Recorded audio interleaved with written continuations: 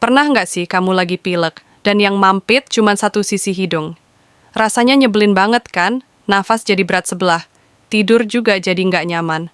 Tapi, yang lebih aneh, kadang setelah beberapa jam, sisi yang tadinya mampet malah jadi lega. Gantian deh, sisi satunya yang mampet. Loh, kok bisa? Ternyata, itu hal yang normal banget loh. Fenomena ini disebut siklus nasal. Dan menariknya, ini terjadi setiap hari, bahkan saat kita sehat sekalipun. Tubuh kita secara otomatis mengatur aliran udara di hidung, bergantian dari kiri ke kanan, setiap beberapa jam sekali. Kita biasanya nggak sadar, karena dua sisi hidung tetap berfungsi cukup baik. Tapi, saat kita pilek, flu, atau lagi kena alergi, siklus ini jadi lebih terasa.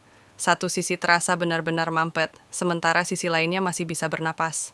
Semua ini dikendalikan oleh sistem saraf otonom, bagian dari tubuh kita yang bekerja di balik layar. Ia mengatur pembuluh darah di dalam hidung. Kalau pembuluh darah di salah satu sisi melebar, jaringan di sekitarnya akan membengkak, dan hasilnya, udara jadi lebih susah masuk.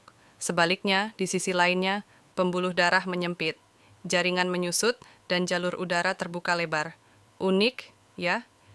Dan ada hal lain yang bisa memengaruhi posisi tidur kita. Kalau kamu tidur miring ke kiri, darah dan lendir akan lebih banyak mengalir ke sisi kiri hidung. Akibatnya, sisi kiri jadi mampet. Begitu kamu miring ke kanan, sisi kanan deh yang mampet. Lucu, tapi nyata.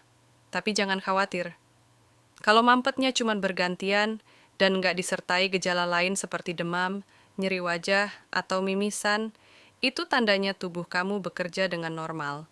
Tapi, kalau kamu merasa satu sisi hidung selalu mampet, bahkan saat kamu sehat, bisa jadi ada hal lain yang terjadi.